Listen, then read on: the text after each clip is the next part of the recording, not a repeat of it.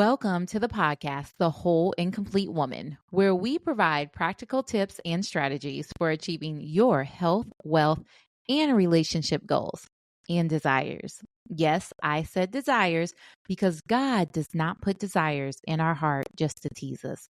So it is important to me that you are empowered with the tools and resources to not only fulfill your goals, but to create a life you love and create a legacy. Because the people who come after us, they depend on us to pave the way. So I congratulate you for being here. Not only will today's content help your future self, but it will also help those that come behind us. And that looks different for everyone, which I love. So let's go ahead and dive into today's topic. So what we are going to talk about is the menstrual cycle. So whether you are at a point in your life where, all right, menstrual cycle's gone, not dealing with this anymore, or you're at a place where you're in that perimenopausal phase where you're dealing with hot flashes and vaginal dryness and all kinds of things going on with your mood and body feels like it's turning on you, or you've just got your regular cycles. And I don't want to just say just because that's really important. Or even if you are a young girl who has now had her menstrual cycle, this topic is so important for us as women to understand what is going on inside of our bodies. So what I'm going to talk about today is what's normal and what's not. There's a lot of things that are common, but they're not normal. Okay. So we're going to talk about that today. And then also we're going to dive into the 4 phases of the menstrual cycle. Okay. There's 4 phases to it. And we're going to talk about each one. And we're going to talk about what changes are happening in your body. We are going to talk about what hormones are at play. And then also what's going on emotionally inside of us. From there, we're going to dive into some religious texts and see what the Bible and some other religions say about the menstrual cycle. And then I'll give my opinion on that. And then we are going to go ahead and talk about different action steps and strategies for each of the 4 phases of your cycle so that you can really optimize your life and your hormones based on what's going on with your cycle, okay? So listen in because this is really important information that you can share with your friends. You can share this with your grandchildren. You can share this with your cousins. Women need this information. So I do ask that you share this podcast, share this episode, like it, do all the things to help get this information out there to women. So there I was. It was August 11th, 1997. And I had blood in my panties. I ran and told my mom that I started my period. She went and got me a pad. She showed me how to put it on. We called one of my aunts and my cousin, and we all celebrated together. It was like welcome to womanhood. And my cousin had just had her period a few months earlier. So we were all super ecstatic. And then that was it. My mother did an excellent job of informing me beforehand that one day I'd start bleeding. And according to our family, that would be my entry into womanhood. So when that day came, I was prepared. I was like, I knew what was happening with my 13-year-old body, but that was it. I wasn't given much information from there. I was really never informed about ovulation, cervical fluid. Proper testing was not a thing at all.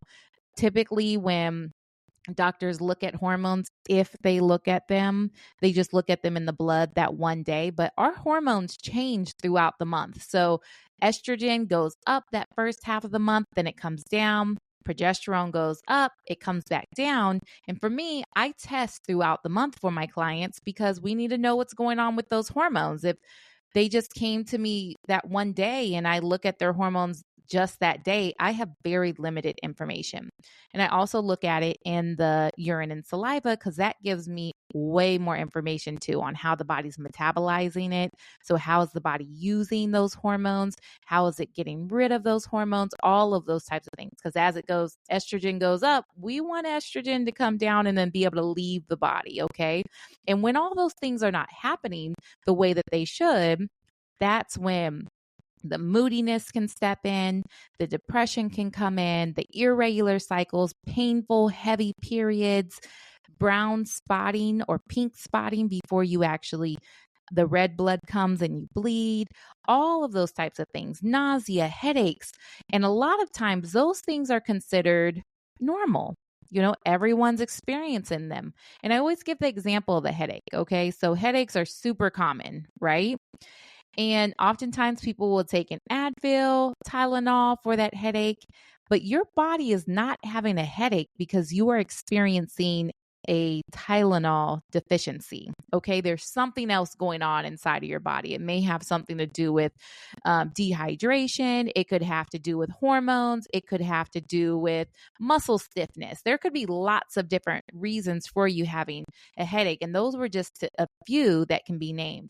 But without the right proper diagnostic testing, and now I'm talking about hormones, it's very hard to know exactly what is going on inside of the body.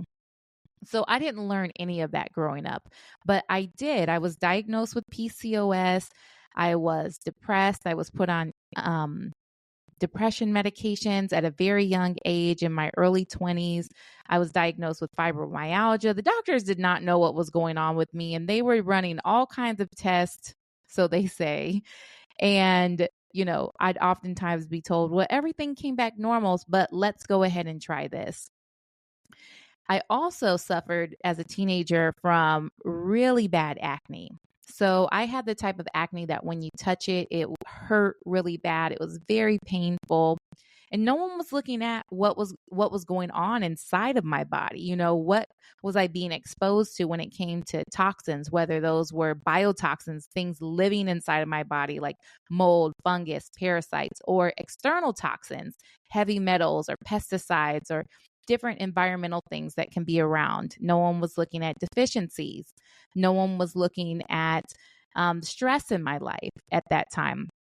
And those are really important areas to look at. So I had really bad acne. And oftentimes when our body is overloaded with toxins or different stressors, it starts coming out in our skin. But we didn't know that at that time, right? So my mom took me to the doctor, took me to the dermatologist. They would give me antibiotics. They would do injections into my skin. So they would literally inject, I don't know what it was, but they would inject it into my skin, and then that would help my acne go away. But of course, it came back because they weren't dealing with the root cause of the issues. And eventually I ended up going on a really strong medication that actually was taken off from the market because it created so many issues with people inside of their body, with their liver, with their mood, all types of things. I actually had to sign paperwork as a teenager. My mother had to sign it as well, that if I committed suicide, that I could not sue the pharmaceutical company. And I remember that doctor saying, I was like, what? I was like, wow, I got to sign this. And she was just like, oh yeah, that just happens when some rich kid probably committed suicide, and then now everyone it got blamed on the drug company. Now that is not informed consent at all. The drug actually ended up getting taken off the market later. And it did create a lot of deficiencies of vital nutrients in my body, and, caused other things to be off balance. So a lot of times when we're just taking something to cover up, so for instance, that Tylenol or Advil, just taking it to cover up that headache, or if we're taking birth control to deal with the irregular periods, the heavy periods, the fibroids, the endometriosis, all of those types of things, those have side effects, and our body deals with that. And I had to deal with the side effects of those. So I was diagnosed with all of these different things and really did not know what to do. Eventually, as you know my story, I met a doctor who was able to really lead and guide me. So I don't deal with any of those things anymore. My period comes. It's not a shocker to me because I know how to track my cycle, but I don't experience the depression and I used to go in this really dark place before my period would come every single month. And I'd be moody and I'd want to get rid of everybody in my life. And then my period would come and I'd feel so much better. I'd be like, oh, okay, you guys can stay. That's not normal. Okay. But it's common. And a lot of the women that I work with deal with these types of issues. Sometimes they may even have moodiness around the time that they're ovulating, dealing with the way that estrogen is metabolizing in the body, or their progesterone isn't going up the way that it should. There's issues there. These hormones are there to support us. And really, your mood should be quite stable throughout your cycle. There shouldn't be these drastic twists and turns. And there's also ways to support our bodies by honoring the different times of our cycles as well. So we're going to get a bit into that as well today, okay? But I want to let you know that if you are struggling with these things, I understand because I've been there, okay? I have been in the place where my periods were irregular. I was trying to get pregnant, was not able to do so. I struggled with painful cramps, heavy bleeding. Oh my goodness. I used to bleed so much where I would have to change. I'd wear like an overnight pad and then I'd have a tampon in, and I was having to change that constantly. So I get it. The nausea, the headaches. And for me, it was the low energy, the depression and moodiness, all of that oftentimes just gets told we're normal. You know, everything's normal and I feel like crap. So I get it. I absolutely get it. So let's go ahead and dive into these 4 areas, these 4 phases of the menstrual cycle. Okay. So the menstrual cycle is made up of 4 phases. And oftentimes people just think that the menstrual cycle is the time that you bleed, okay? But actually the day that you bleed, it should be red blood. That marks the first day of your menstrual cycle. And then your menstrual cycle usually goes from anywhere from 25 to 35 days. 28 is the number that's used in medical textbooks. And then therefore everywhere else is like the normal amount of time. It can be longer. It's oftentimes most women are not exactly 28 days, but you do want to be within the ranges of about 25 to 35 days. If you're shorter than that, there can be some issues going on. And if you're longer than that, then there's some issues going on. And the cycle should be pretty regular when it comes, okay? Not where it's 35 days 1 month and then 22 days the next, or 28 days, 40 days, those types of things. Those would be some major irregularities. And then also there shouldn't be spotting in between with your cycles as well, okay? So when the first phase of your cycle, it begins the first day of red blood, okay?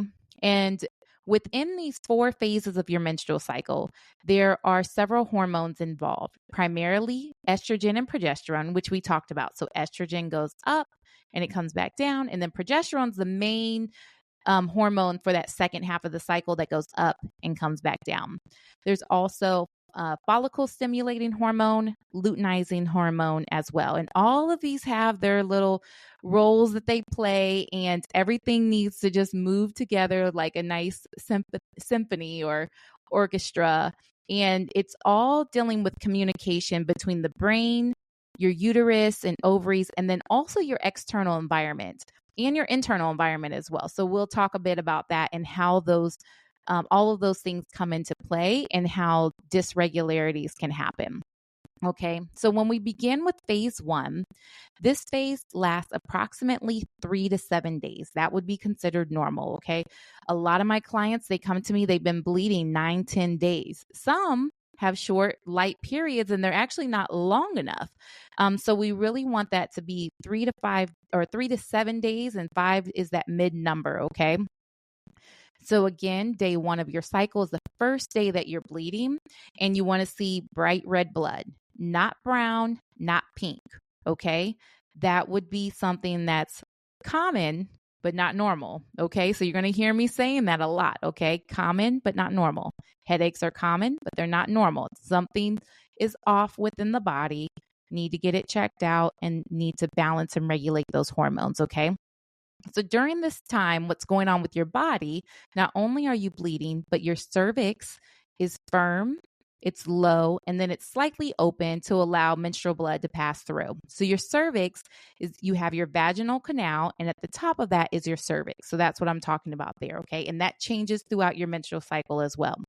And then the other thing that's going on with your body, which we'll talk about, is cervical fluid, okay? So that would be creamy white discharge that's coming from your body. I don't like to call it discharge because then we can get into more of abnormal discharge. But in general, there should be a fluid that comes from your body only during a certain time. And we'll get to that in just a moment. During this time of your menstrual cycle, no cervical fluid should be there. The hormones at play here, most of your hormones, they're all low, especially that first day of that bleed, because right before you bleed, your progesterone drops. And that's what causes your uterine lining to break down and shed. So all your key hormones are at their lowest levels here. Emotionally, you may feel a sense of release or relief when menstrual cycle starts, okay? And this may be a time where it's good to rest. Your energy may be during your lowest during that time. You may feel like, okay, I'm releasing here. Some people will say like detoxifying. I have mixed feelings about that word, just because it's not necessarily something like gross or toxic that's coming from you. It's very natural. You may feel more introverted during this time, more introspective. And this may lead to a desire to just rest and take a break. I encourage you to honor that. And we'll talk about this a little bit more when we talk about the religious texts and what's talked about there. And if you're able to take a day off, please do it. It's a good time to just introduce quietness, and that can be tremendously helpful when we honor this part of our cycle as like a time of rest. It can really help us during this next phase and the phase following where we will have tons of energy, okay? So it's really good to honor this time of our cycle. So let's move into phase 2. So phase 2 is called the follicular phase or the proliferation phase, okay? And I'm going to use medical terminology here. I know some people give these different phases cute names, and that's fine, but I want you to be educated, okay? And I want you to have the knowledge and the understanding of what's going on inside of your body, okay? So if you are speaking to a medical professional or just in general, or if you're going to Dr. Google, you have the terms that are needed to understand the different phases that your body is going through, okay? So the second phase is called the follicular phase. And this begins after you finish bleeding, and it usually lasts 7 to 10 days. So during this time, what's going on with your cervical fluid is that it will start taking on a wetter consistency, okay? And it will be more of a creamy lotion type of consistency here, okay? The hormones that are at play are during the follicular phase. And it's called the follicular phase because your pituitary gland releases a hormone called follicle stimulating hormone, so FSH. So the pituitary gland is located in the brain, and it gets all of its directions on like what does it need to do? Like what information does it need to send to the thyroid? What information does it need to send to the uterus or the ovaries? Like what needs to happen here, okay? It gets all of that information from the hypothalamus, which is another gland that's inside of your brain. And the hypothalamus is constantly looking at the environment and the internal environment. So external and internal environment. And it's saying, okay, what should we do here? It's like a thermostat. When you think about a thermostat, if you set it at like 70 degrees, and the temperature moves up 71, 72, the thermostat is going to send the information to say, or it's going to control everything to say, oh, we got to turn on the air and bring that temperature back down to 70 and vice versa if it starts dropping below, okay?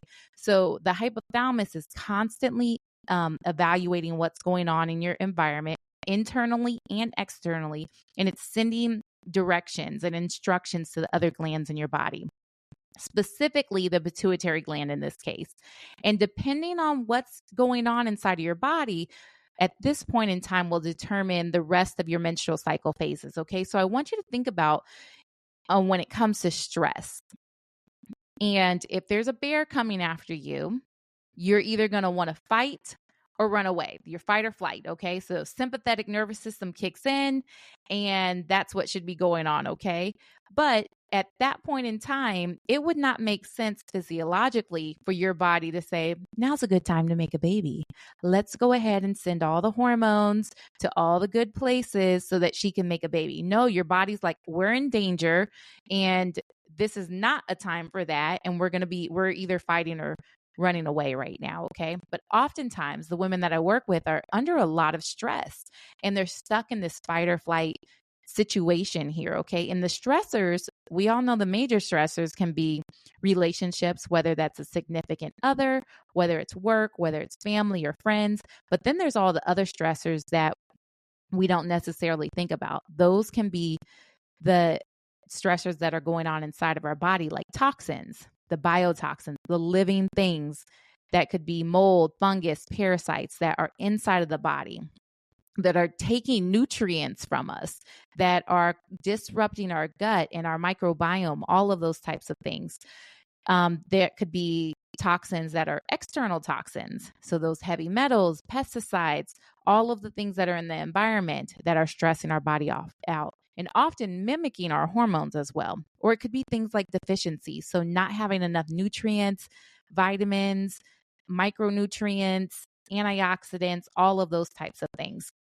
So all of those things can be stressors on the body that then the hypothalamus is interpreting, okay, is this a good time to move forward? So when women are struggling with fertility or they have irregular cycles, there can be issues going on with specifically in that area, like just too stressed, and then once the body's like, gets a little break, like, oh, okay. Then they'll start sending the hormones. The hypothalamus will tell the pituitary gland what to do. And they're like, okay. So that's where a lot of irregularity can come in for women. So in a normal cycle, the pituitary gland starts to release luteinizing hormone. And this is what's responsible for ovulation. And then only one of those follicles basically ripen and become mature, okay? And that follicle contains the egg that we either get fertilized or won't get fertilized. So during this follicular phase, which happens right after you finish bleeding, your estrogen and testosterone levels, they remain low at the beginning, and then they gradually increase the closer you get to ovulation. So both estrogen and testosterone, they start to boost your energy, your mood, your brain skills, all of that. You may find yourself like knocking out projects, doing things like just feeling really good, feeling confident, powerful, willing to take more risks. Testosterone is also a hormone for motivation, libido, all of those types of things. For some people, it may cause them to be more impulsive. So all of those hormones are raising during that time. Estrogen has your skin looking good. It has you feeling better. It may cause you to be more extroverted and just push you to be more social and connected to people in general. So after the follicular phase, so we've talked about the menstrual cycle phase where you're bleeding, and then you had your follicular phase. So that's the first half of your cycle-ish. And now we're moving into ovulatory phase. So the ovulatory phase is the shortest phase and it lasts 2 to 3 days, okay? And basically at this point in time, your cervix, it's become soft, it moves up, and it opens. And it moves up basically because we want the best sperm to win, okay? May the best man win, all right? And what happens here is you want the fastest and the strongest sperm to be able to go up and fertilize the egg. So your body literally raises your cervix to create this competitive space here. And if you were to look at your cervical fluid at this time, it's very clear. It's egg white consistency. So right before this, it was more like creamy, like lotion like, and now it is like an egg white, a raw egg white. So it's very stretchy, elastic. And if you were to look at it underneath a microscope, it actually has little channels in it that help the sperm swim up through the cervix. The hormones that are at play right here. So right before ovulation, there's a surge in LH. So that's luteinizing hormone. And this causes that dominant follicle to just burst open and it releases the egg into the fallopian tube. Okay. And the egg will only survive for 12 to 24 hours and it will either be fertilized or it will die. So this is the part that was never explained to me as a teenager or a young adult. Okay. So there's a very, very small window in which you can actually get pregnant. And in my family, for whatever reason, and they still say this to this day, is I was told very young that if I laid in a bed next to a man and he had pre-ejaculated and that got on the sheets, that could get on me and then I could get pregnant. And that's not true at all. But that caused me from a very young age to be very paranoid and very cautious. And not only was I on birth control, I used condoms and I was terrified of getting pregnant. I was not aware at all of how the body works. And that's not true, women. Okay. So usually, I'm going to say usually here, okay, because there are cases when it can.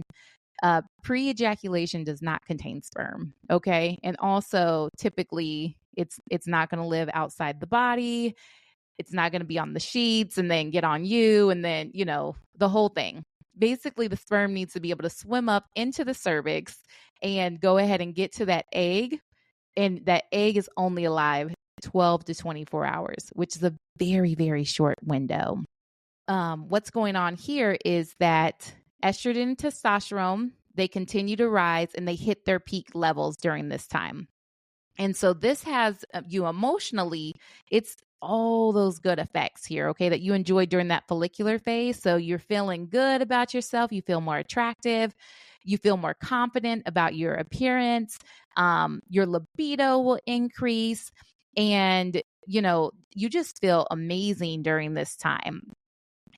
You may also experience heightened sense of vision, smell, taste, and you may even feel that you're able to verbalize your thoughts and feelings better. And that's just because of all these hormones that have come out and they're bringing out their dopamine and just all these other hormones and neurochemicals are here just to have you feel like amazing during this time. And when you think about it, that's what you would like when you think about it from an ancestral perspective, or evolutionary perspective, like that would be the time, a mating season. Like I'm feeling good, I'm feeling sexy, and I'm willing to go out there and talk, or just be more extroverted. Like that would be what would be attractive. Our sense changes, all of those types of things. All right, so we have talked about the menstrual cycle, or not the menstruation phase, and then the follicular phase, and then ovulatory. Okay. So now we're moving into the second half of our cycle. Okay. This is called the luteal phase. And this phase typically lasts 12 to 16 days. Ideally, this phase should be closest to 14 days. And that's considered optimal for fertility and things like that.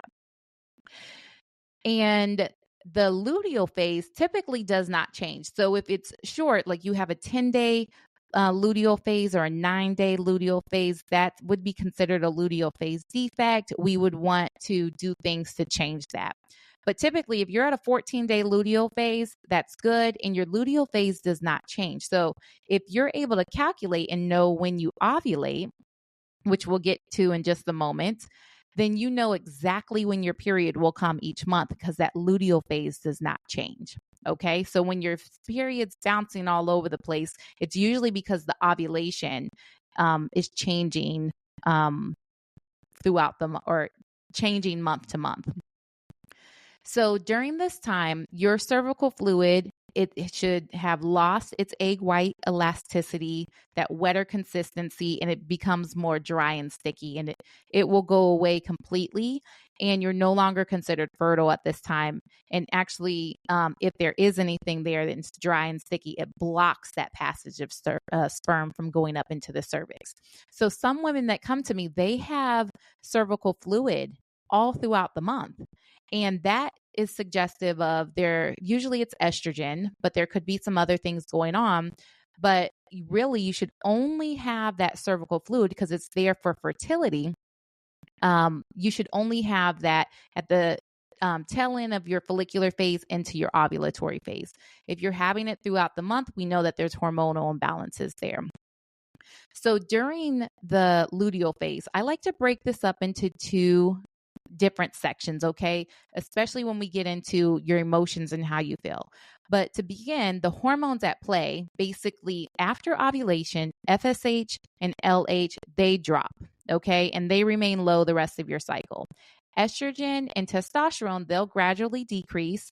And then the follicle that released that egg, it will start to produce progesterone. And so this causes that hormone to rise gradually.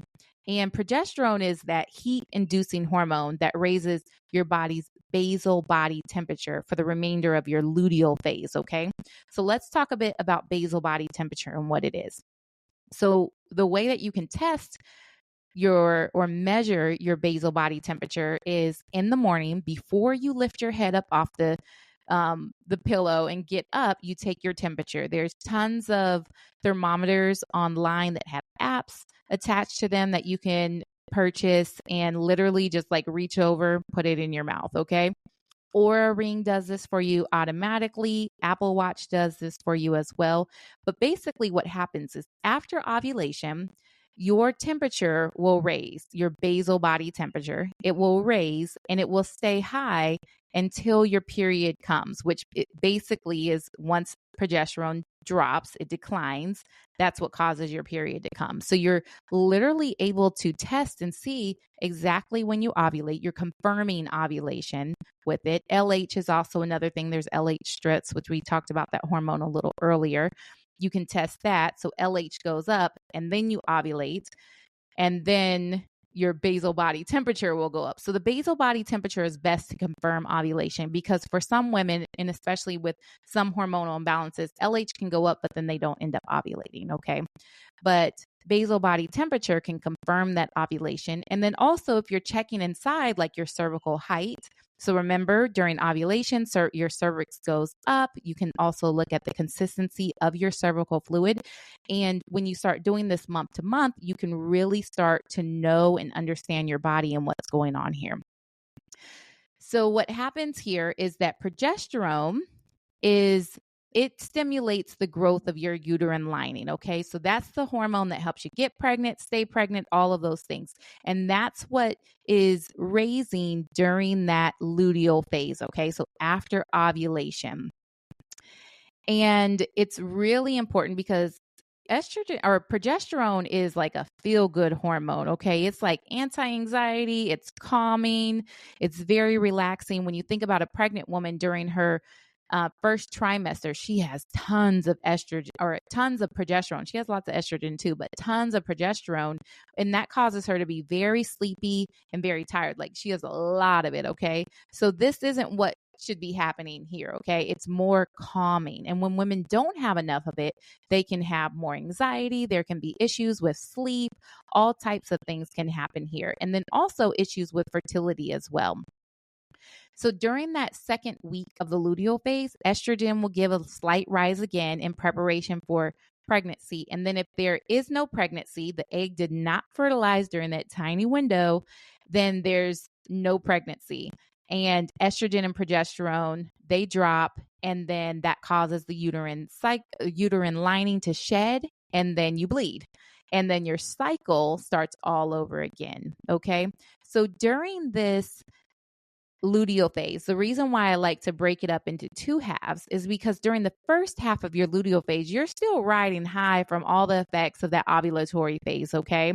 So you're still feeling really good, outgoing, all of those types of things. But as progesterone starts to increase, you'll start finding yourself wanting to withdraw, wind down more, maybe stay closer to home.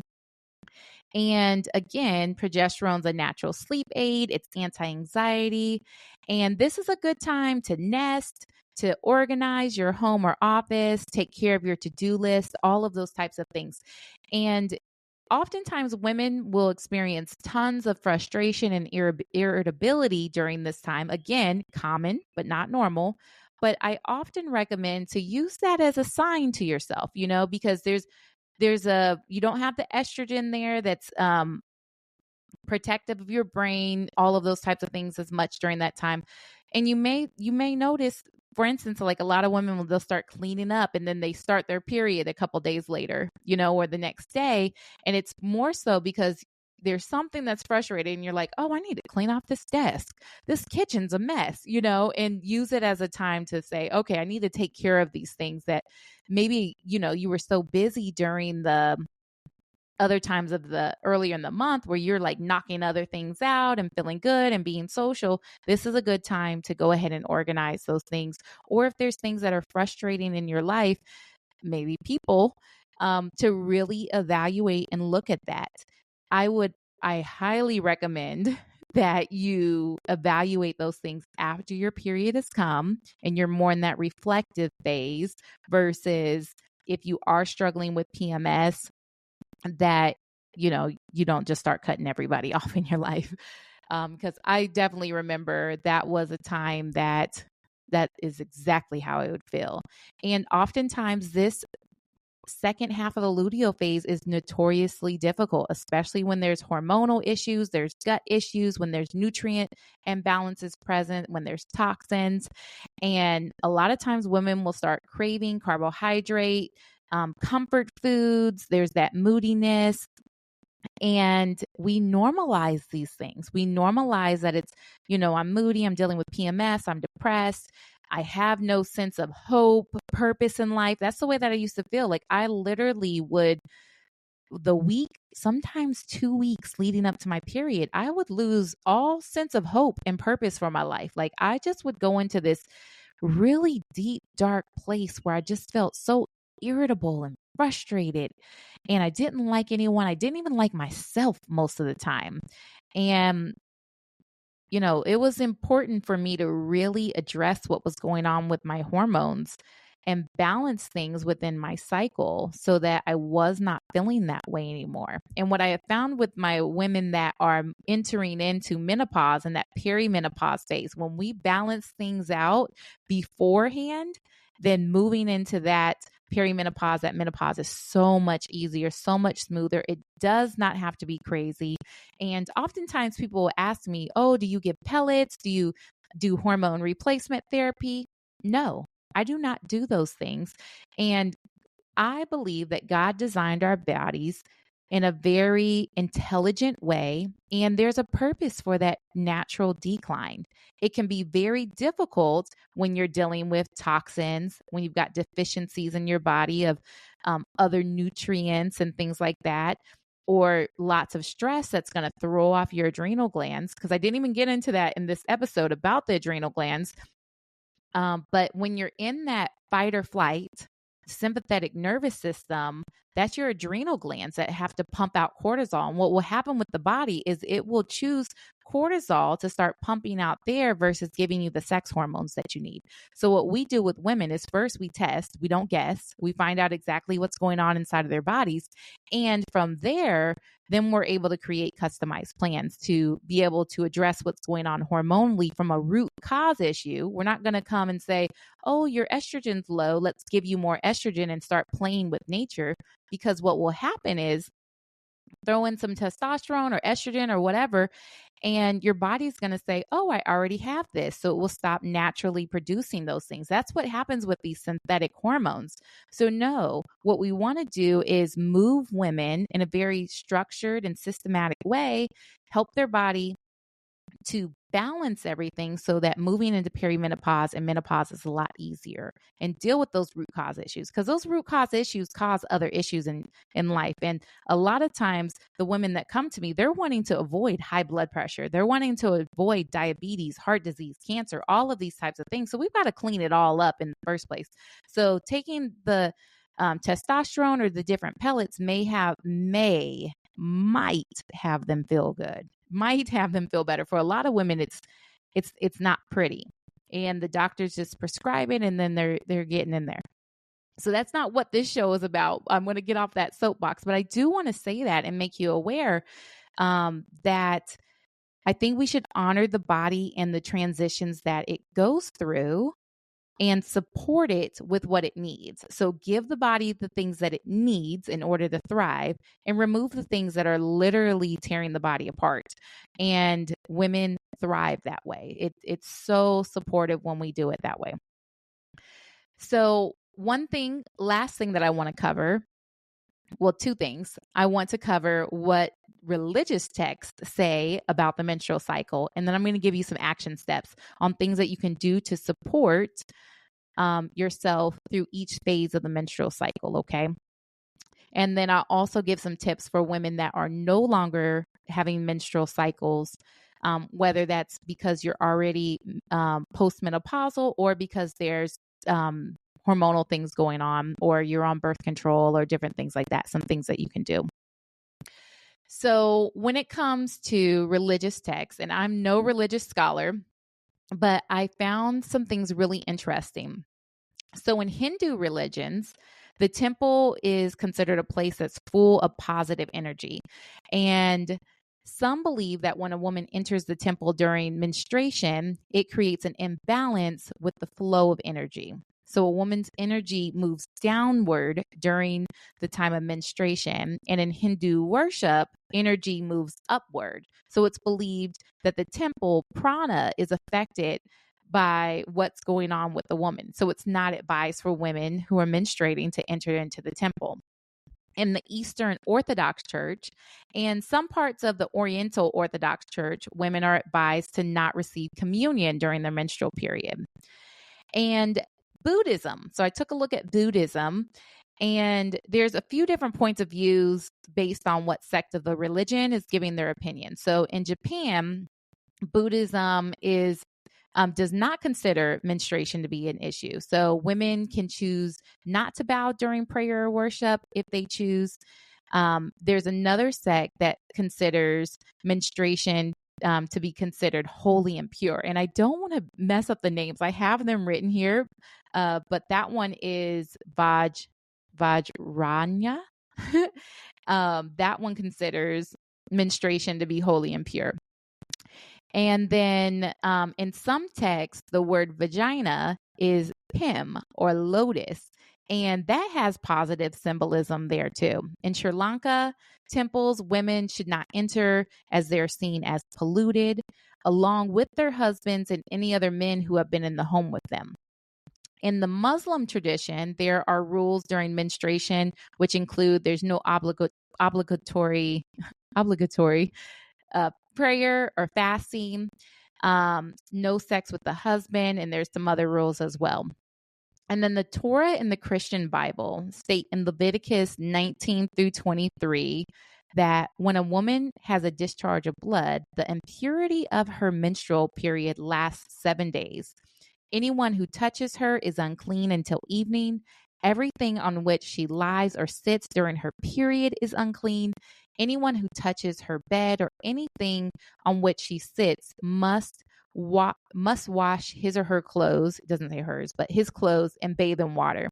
And he remains unclean until evening. So, all right. So I'm looking at this and I'm like, all right. So this is a completely natural phenomenon that women go through each month where we do bleed. And oftentimes in ancient religious texts, the link to blood is death. So I'm thinking about this and I'm like, okay. So during the ovulatory phase of the menstrual cycle, the egg is either fertilized or it dies. And if it dies, then we bleed. So I'm personally not a fan of calling women impure. So I'm always thinking, okay, there must be some kind of contextual issue here, something that I'm missing, but I can for sure stretch my mind enough to consider it as a time of releasing. So we are releasing when we bleed something which died or it wasn't used. That is what happened. And so I can see it in that way. Like, okay, maybe, we're literally passing that along, And I personally see menstruation as a spiritual time that really allows women to connect to a deeper part of themselves naturally and hormonally. Our hormones, we're at a place where we do go more inward. And it is a time to release the old and negative energies and really reflect on the beginning of a new phase. So remember, our phases begin the day that we bleed. And there may be some things that happened during that luteal phase that frustrated us, that during this time we can say, okay, I don't want to take this into this next phase, into this next cycle.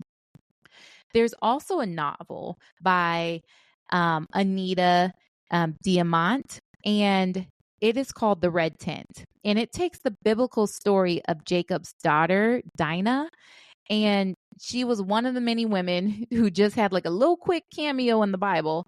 But this novel tells um, the story from her perspective. And in the red tent, basically women would leave. And for those 7 days that they would bleed, they would go off to like this other area.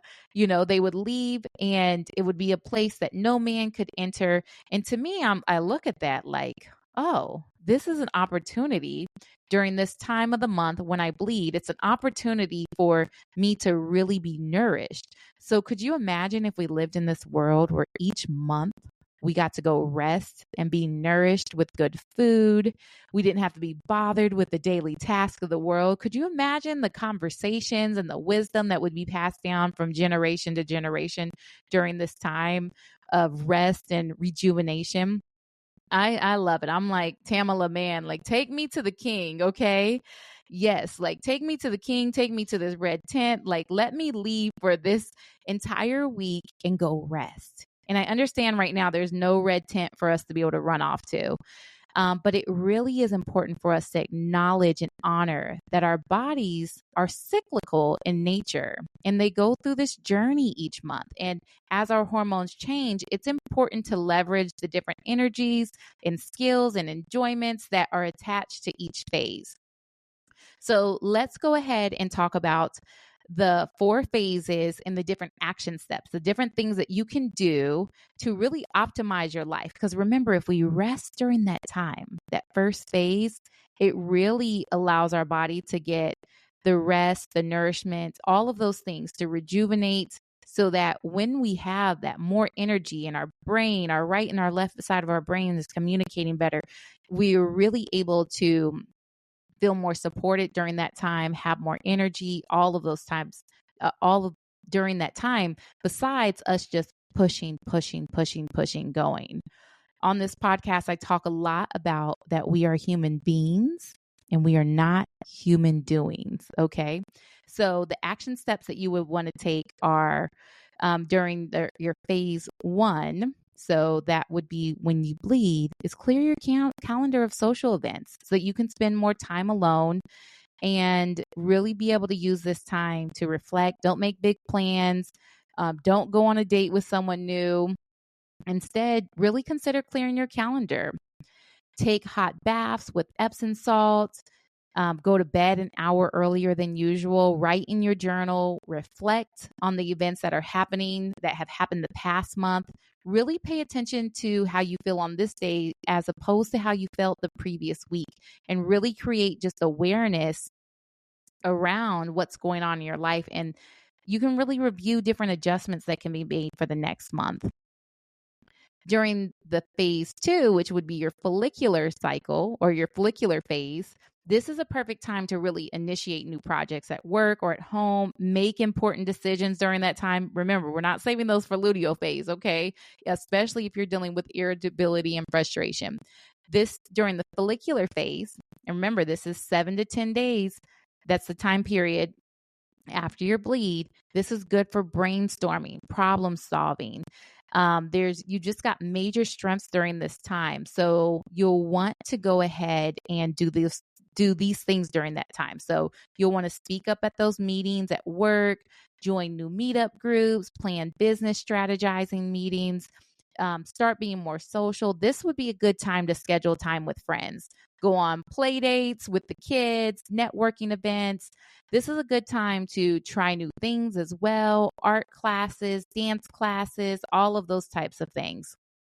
This is where those extroverted superpowers come in, okay? And I'm naturally more of an introvert, but I can be extroverted as well. And this is the time that I myself feel myself being more extroverted as well. This is also a great time to do more strenuous exercise. So during that first part, during your bleed, you want to take it easy, do more Pilates, walking, things like that, yoga. But during this time, you can really ramp it up. This would be a good time to do high intensity exercises, cardio, all of those types of things. Now, when you enter into that ovulatory phase, so remember, that is the time when you are really feeling yourself. You're feeling good, okay? So it is a good time to continue going for those networking events, brainstorm, making plans for the future. ask for that raise, all of those types of stuff. This is a good time for public speaking events as well, okay? Because remember, it's easier for you to verbalize yourself during this time as well, okay? And then also you might be feeling more sexy. So schedule that date night, okay? Remember, your energy levels are high during this time, okay? So continue to enjoy physical activity, high impact workouts, all of those types of things. And then we move into the luteal phase, okay? So there's that first half where you're still feeling the good high from the previous phase. And then there's the second half, okay? So during that first half, continue doing those high energy activities if that feels good to you. During that second half, you'll want to go ahead, be a little less social, not so energetic. Also, you want to limit overstimulation. So a lot of times, even when you think about like mothers being like super irritable or snapping on their children, a lot of my women that come to me, they deal with those types of things, you know, and they feel the guilt and the shame of feeling like I'm not a good mom. I'm just like snapping off on my kids and, you know, I don't have any patience. This is a time to really limit that overstimulation. A lot of times we're just overstimulated, you know? So really, it's a good time to work from home. Not a good time for scheduling big social events. Put those in a different time of the month. Have a date with yourself. Watch a movie on the couch. This is a good time to really practice that good self-care that week before your period. And it's okay to go ahead and indulge in some of those healthy comfort foods, okay? We don't want to go too crazy because you don't want your blood sugar going up and down and crazy, along with if you're experiencing hormonal imbalances. That's just not a good match at all. As far as exercise, this is a good time to bring in those yoga classes, going to bed early again, sleeping a little later if you can, read your favorite book, get a massage, do the things that have you feel nourished and balanced during that time.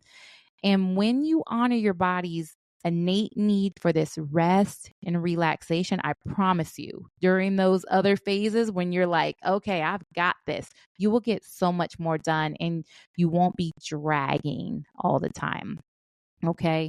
So thank you so much for listening today. We have covered so much. We have looked at the 4 phases of the menstrual cycle. We've talked about what's normal, what's not. We've talked about what's going on inside of your body, what's going on with the hormones, emotions. We touched on some religious texts. I gave my opinion on that. And then also some action steps of things that you can begin to implement during the different phases of your cycle. So I absolutely love our listeners. You guys email us, you guys message us, and I thank you so much for that, for giving us the feedback. I really want to continue to bring you great content, bring on other guest experts on the topics of love, health, wealth, career. We've got you covered in this area. So if you're watching us on YouTube, go ahead and subscribe. If you're listening on Apple Podcasts or another streaming service, go ahead and follow us. I promise you, you won't regret it. It really helps us out. If you get the word out, share this, okay? Even if you are no longer having your cycles, your postmenopausal, this information is so good and so important. And I myself did not have this when I was young. And I know so many other women don't know these things. So please share this so that women have this information. Go ahead and comment below if where you're listening to, you have any comments, questions, any of those types of things. I am here to help. And one of my goals in starting this podcast was really to create a community and connection. So when you share, when you comment, when you do all the things, it really helps me in my life mission. Thank you so much for being here.